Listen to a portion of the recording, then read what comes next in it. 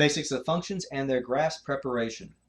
All right, so let's plug it in, right? So right here we say minus 5 plus 3 squared minus 2. Well, minus 5 plus 3 is minus 2 squared minus 2, right? Negative 3 plus 3. So negative 2 squared is 4. 4 minus 2 is equal to 2. The first one we have is a negative 5, 2. All right, so next one we have a negative 4, so it's negative 4 plus 3 squared. Negative 4 plus, oh, sorry, well, we still have the minus 2 there, of course. So order of operations, right? So negative 4 plus 3 is negative 1. So we say negative 1 squared minus 2. Negative 1 squared is 1. 1 minus 2 is negative 1.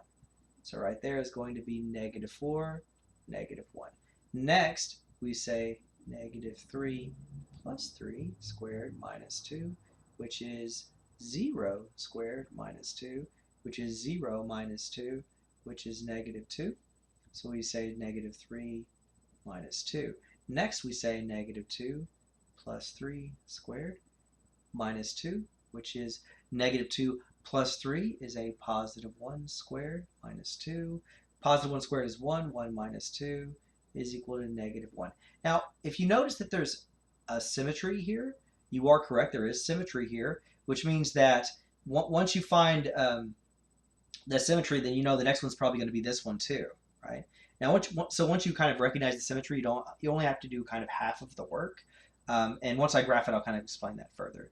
So there are shortcuts to this that will save you quite a bit of time. So this one's negative 1 plus 3 squared minus 2.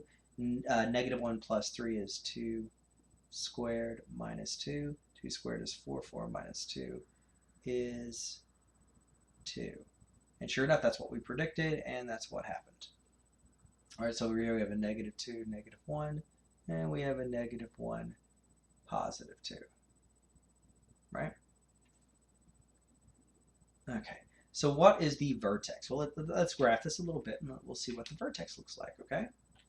So first we have a negative 5, positive 2. Negative 5 is over here. Positive 2 is right there, so we graph it. Next we have a negative 4, negative 1. So negative 4, negative 1 right there. Okay. Then we have a negative 3, negative 2. Negative 3, negative 2. Go scroll down just a little bit. Negative 3, negative 2. Go to the left 3, and then negative 3, negative 2 is right there. Next we say negative 2. So we had negative 3, negative 2, negative 3, negative 2. Then it's negative 2, negative 1, which is right there.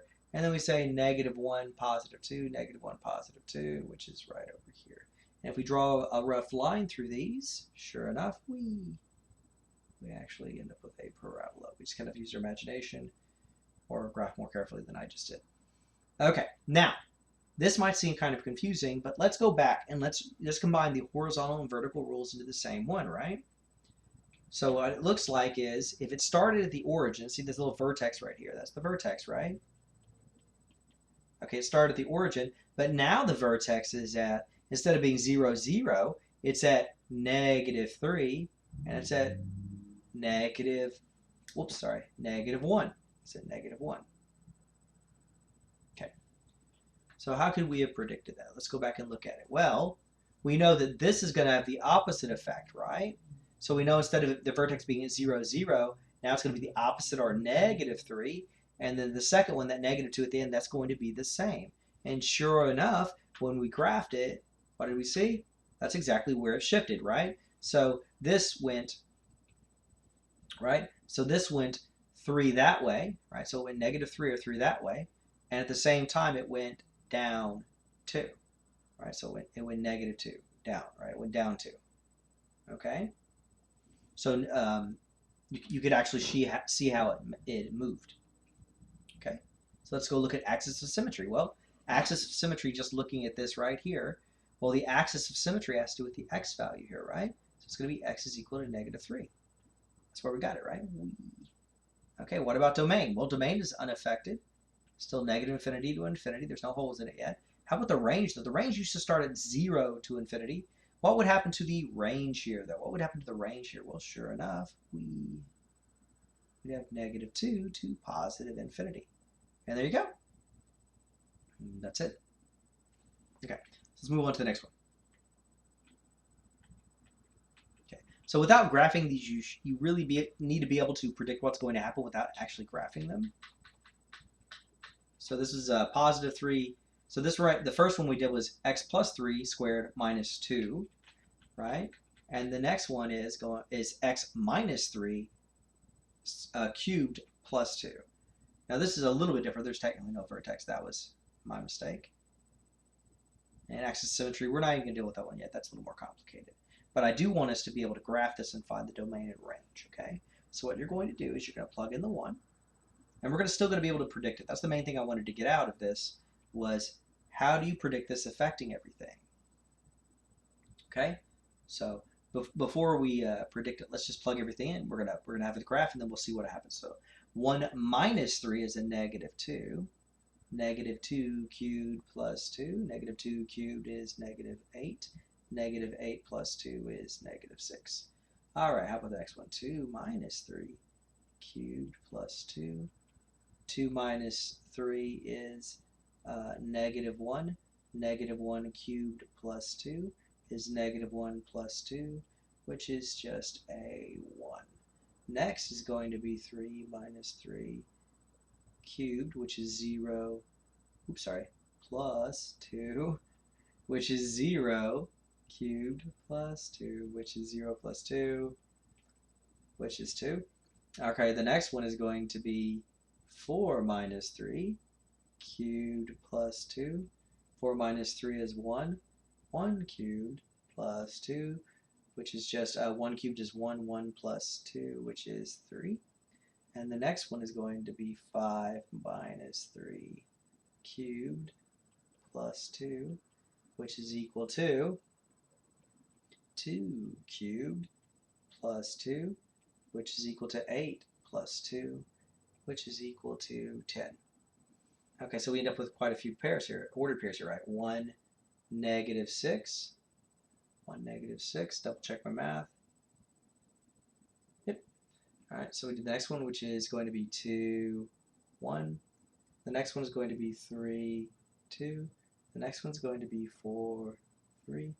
The next one's going to be 5, 10. And we plot them, all right?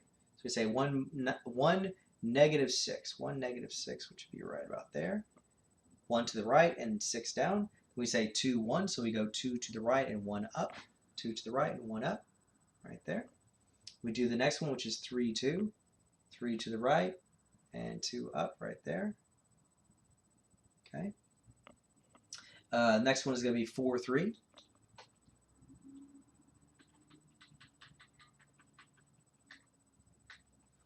So 4, 3, go 4 to the right, and then 3 up, right there. And then we look and we see we have a 5, 10. So 5 to the right, and then 10, which is way, way, way up there, okay? And sure enough, it should look something like, oh, I'm trying. Okay, then it turns out like that, okay? And it's something like that. Now, let's see if we can predict what was happening, right? So what really happened to this? Well, we have a negative 3 within the parenthesis right here. And sure enough, it looks like, I remember this thing used to go through the origin. It looks like it shifted to the right 3. Ah, there you go. And what about the other one? Well, if we look at where it turns around, if you can kind of compare it to the original, it looks like it went up 2. Okay? And by the original, what I mean is, if we go all the way up here to our graphs, the ones you want to be familiar with, right? Look right here. Originally, the cube went through the origin, and now you notice that where it changed direction, sure enough, this one went to the right 3 and up 2. So that was kind of a transformation. Okay, and what about the domain and range? Well, that's unaffected because the original domain and range was negative infinity to infinity, and so was this. Negative infinity to infinity.